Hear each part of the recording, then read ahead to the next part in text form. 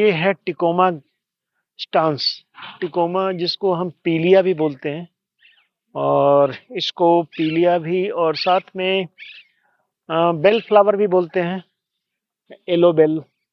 और ये एक एवरग्रीन पेरिनियल प्लांट है, जो पूरे साल तो नहीं कह सकते हैं, लेकिन मोस्ट ऑफ द टाइम पूरे साल में ये फ्लावरिंग में रहता है। और इसकी खासियत ये है कि जो फ्लावर्स हैं वो बंचेज में बाहर की तरफ आते हैं। बेल की शेप में होता है, जैसे घंटी होती है उस शेप में इसका फ्लावर होता है, और ये बंचेज में आता है, और पूरी की पूरी ब्रांच में इसमें फ्लावर आते हैं। तो आज हम जो दिखा रहे हैं आपको, रूबरू करवा रहे हैं, ये एक पेरिनियल प्लांट है, और पूरे साल इसमें फ्लावरिंग रहता है मोस्ट ऑफ द टाइम। और ये प्लांट, एक और भी चीज अगर इसमें खासियत हम कह सकते हैं इस प्लांट की, वो है इस प्लांट में ये पेरिनियल है, ये पूरे साल इसमें फ्लावर रहता है। और इसको ये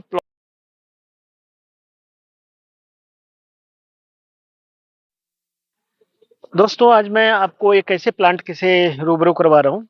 ये प्लांट है टिकोमा।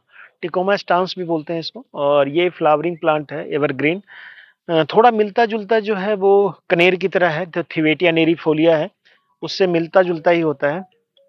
और ये प्लांट मोस्टली जो है वो येलो कलर में, वैसे इसका तीन चार कलर है, थोड़ा ऑरेंज कलर में भी आता है, कुछ वेरीगेटेड भी आते हैं मिक्स टाइप के। और ये प्लांट मोस्टली सभी जगह इसको कह सकते हो कि लगा सकते हैं। चाहे ये गार्डन का एक खूबसूरत सा पौधा आपको पेरिनियल है, वन टाइम आप इसको लगाएं तो पूरे साल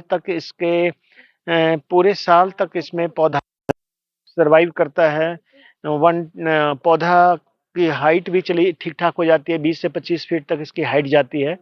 और ये विंटर जैसे विंटर जो ऑन रेनी सीजन के जस्ट बाद, और विंटर में के साथ ये फ्लावरिंग जो है वो आ जाता है इसमें, और ये कंटिन्यू फ्लावरिंग रहता है इसमें। और भी के जितने भी बंचेज हैं वो बाहर की तरफ होते हैं। बाहर की तरफ का मतलब है कि इसमें जो फ्लावर है, जो बाहर की तरफ रहता है फ्लावर, और इसमें गुच्छों में होता है, एक बंचेज में होता है। हिंदी में लोग इसको पीलिया भी बोलते हैं, पीलिया, पीलिया प्लांट या पीलिया फ्लावर, और पीले रंग के कारण से। और इसको वैसे बेल फ्लावर भी बोलते हैं, येलो बेल। पीले रंग का है, बेल शेप में इसका फ्लावर होता है। और इस जब अगर अगर आप अगर नॉर्मली हम इसको इस फ्लावरिंग प्लांट की बात करें तो इसमें फ्लावर के साथ जब फ्लावरिंग खत्म हो जाती है तो इसमें सीड्स भी बनते हैं, और सीड से भी प्रोपगेट होता है ये, और कटिंग के द्वारा भी इसको प्रोपगेशन होता है। प्रोपगेशन का मतलब आप इसको लगा सकते हैं, एक प्लांट से दूसरा प्लांट बना सकते हैं। ये टिप जो है यहाँ से इसकी कटिंग करने के बाद जो सॉफ्ट वुड है उसको हम अगर अच्छी तरह से इसके लीफ को हटा करके, और इसको हम अगर सैंड में लगा दें या कोकोपीट वगैरह में, तो इसमें अच्छी जल्द इसमें फ्लावरिंग आ जाता है, सॉरी रूटिंग हो जाता है।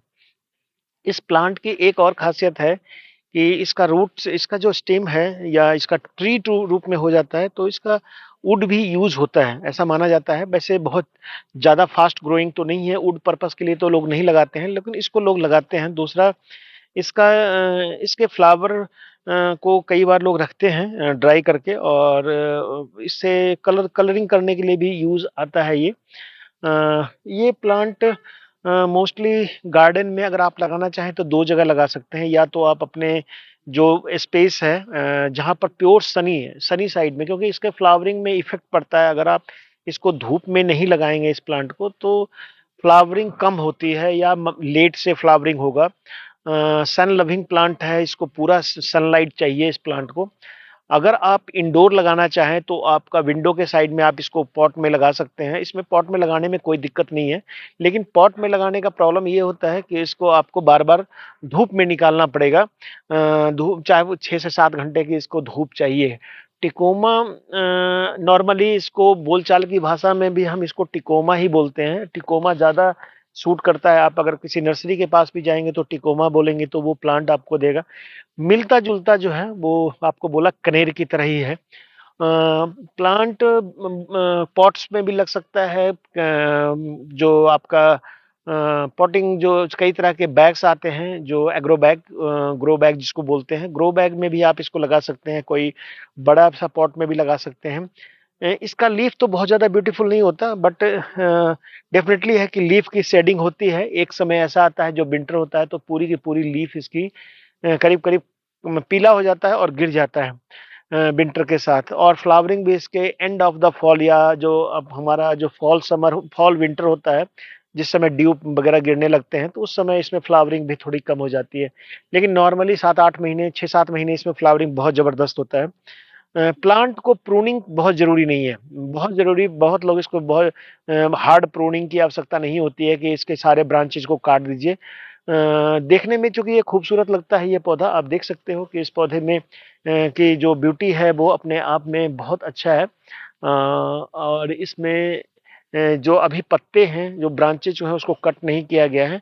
और सेंटर पॉइंट में जब आप गार्डन वगैरह में भी लगाते हैं, इसको सेंटर वगैरह में लगाइए, ताकि और इसको जितना ज़्यादा ये फैलेगा उतना ज़्यादा ये ब्यूटीफुल लगेगा। तो ये भी ध्यान रखना बहुत ज़रूरी है इसमें। प्लांट की एक विशेषता और भी मैं बताऊं आपको, कि ये प्लांट जमीन से टच करता रहता है। अगर बहुत ज़्यादा इसके जो स्टेम्स हैं, तो कई लोग इसको बहुत ज़्यादा कटिंग दे देते हैं, बहुत हेवी प्रूनिंग कर देते हैं।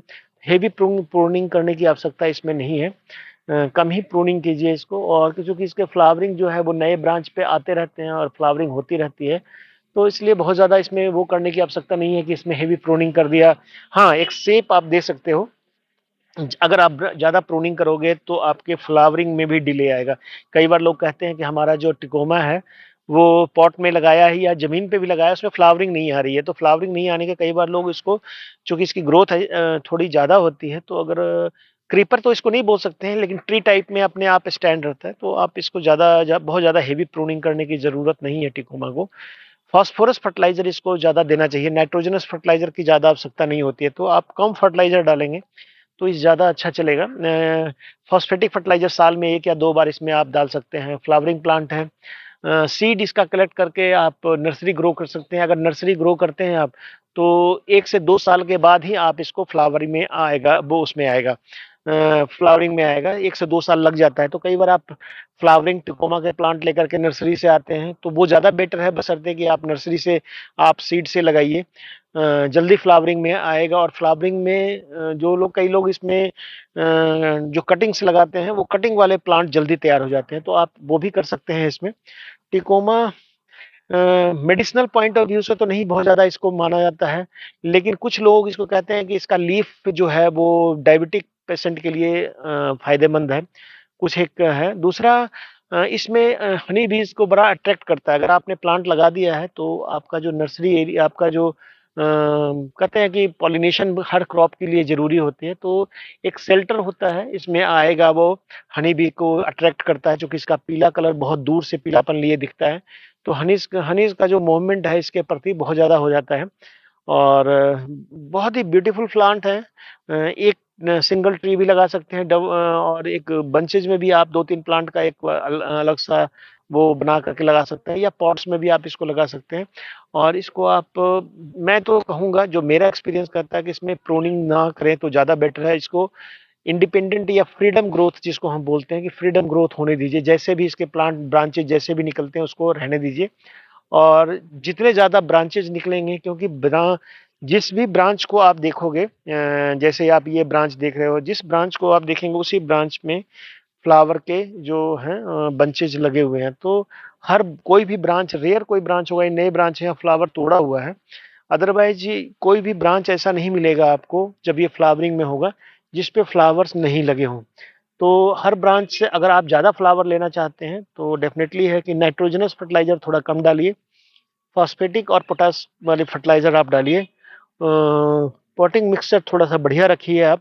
और अगर आप ज़मीन में लगा रहे हैं, तो थोड़ा-सा इसके प्लांट के आस-पास थोड़ा-सा जो तौलिया बोलते हैं, जिसको हम बोलते हैं, प्लांट के पास, उसको अच्छे से गुड़ाई-सुड़ाई कर के आप उसमें खाद वगैरह डाल सकते हैं।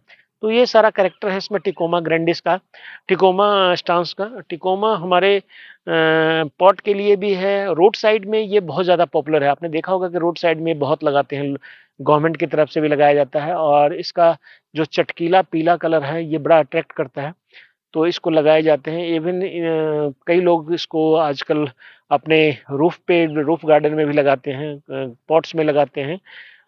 लंबे दिनों तक इसमें फ्लावरिंग रहता है, इसलिए भी लगाते हैं कि एक बार अगर फ्लावरिंग में आ गया तो काफ़ी समय तक ये फ्लावर में रहता है। तो ये है टिकोमा स्टांस का पूरा। इससे मिलता जुलता है थिवेटिया निरिफोलिया, जिसको मैंने कनेर बोला। कनेर में भी आप देखा होगा कि कनेर की लीफ, उसका लीफ थोड़ा स्पाइकी होता है, पतले पतले होते हैं, बट उसका जो फ्लावर है वो भी सिंगल या बंचेज में आता है। उसमें भी कई सारे वेरिएशन है, जैसे व्हाइट कनेर है, पर्पल कनेर है, येलो कनेर है, या उसका बाद एक ऑरेंज भी कलर भी आता है, या वेरीगेटेड भी होता है कनेर का। तो कनेर भी और उसके अलावा डिफरेंट टाइप्स ऑफ कनेर भी हैं जो छोटे वाले होते हैं, तो उसमें भी उससे मिलता जुलता ही है। जो येलो वाली है, कई बार लोग कंफ्यूज हो जाते हैं कि वो उसी का प्लांट है, बट ये जो है ये टिकोमा है। और टिकोमा को आप इस flowering, beautiful flowering plant evergreen, इसको हम दे सकते हैं name, evergreen perennial flowering plant इसको कह सकते हैं। और दूसरा, ये प्लांट का कॉस्ट बहुत ज़्यादा नहीं होता है, इजीली आप इसको 100-150 रुपये में नर्सरी से अच्छी ग्रोथ वाला प्लांट आप ले सकते हैं। और अगर आपके आसपास में ये प्लांट है तो इसको कटिंग के द्वारा आप इसको तैयार कर सकते हैं। जब भी आप कटिंग लगाइए तो कोशिश कीजिए, जब कटिंग की सक्सेस की, जब भी इसका कटिंग लगाना है तो you have to cut from here, और कट करने के बाद इसको जब आप लगाते हैं तो किसी लिफाफे से या किसी प्लास्टिक, ट्रांसपेरेंट प्लास्टिक बोतल से इसको ढकना है, ताकि ह्यूमिडिटी रहे। और बहुत जल्दी 15-20 दिन में आपको पता लग जाएगा कि इसमें रूटिंग जो है वो स्टार्ट हो जाता है, तो बहुत ज़्यादा इसमें केयर की आवश्यकता भी नहीं होती है। और ये प्लांट, इस तरह के प्लांट जो हैं वो ज़्यादा केयर की भी इनको ज़रूरत नहीं होती है, क्योंकि अगर ये प्लांट आपको सर्वाइव करेगा तो फ्लावरिंग में आएगा ही आएगा। साल में एक बार फ्लावरिंग, और लंबे समय तक चूंकि ये फ्लावर में रहता है, तो दिस इज वेरी ब्यूटीफुल। सारे प्लांट का जो फ्लावर होगा वो बाहर की साइड को रहता है। This is all beauty of the plant. In side में आपको ज्यादा फ्लावर नहीं दिखेंगे, इवन जितने भी जहां सनी साइड होगा उस एरिया में आपको ज्यादा फ्लावर दिखेगा। तो ये सन लविंग प्लांट एक तरह से कर सकते हैं, और काटने की आवश्यकता नहीं है, इसको प्रूनिंग नहीं कीजिए, आप इसको छोड़ दीजिए। और जब प्लांट बहुत ज़्यादा ग्रोथ कर जाए तो आप कर सकते हो, एक साइड ब्रांचेज को किसी को आप शेप देने के लिए कर सकते हो, लेकिन हेवी प्रूनिंग कभी भी इसमें अलाउड नहीं है, अगर आप फ्लावरिंग चाहते हैं। अदरवाइज आप प्रूनिंग करिएगा तो प्लांट को डिले होगा थोड़ा सा फ्लावरिंग में। और ये इसमें पेनिकल वगैरह निकलते रहते हैं, आप देख रहे हैं इसमें पेनिकल वगैरह निकल रहे हैं। और इसमें फ्लावरिंग भी करीब करीब एंड की तरफ ही है, बंचेज वगैरह में। और इसमें अब थोड़े दिनों के बाद बहुत सारे में तो जैसे सीड बनने लगते हैं। अभी तो नहीं बना है, अभी फ्रूट सेटिंग, सीड सेटिंग हो जाएगा तो इसमें सीड्स वगैरह भी बन जाते हैं। तो सीड को कलेक्ट करके कि आप इसके छोटे छोटे सीड होते हैं, आप इसको सोइंग कर सकते हैं। लेकिन मोस्टली इजीली प्रोपगेशन के लिए तो मैं तो कहूँगा कि cutting is one of the best. Thank you very much. कितना टाइम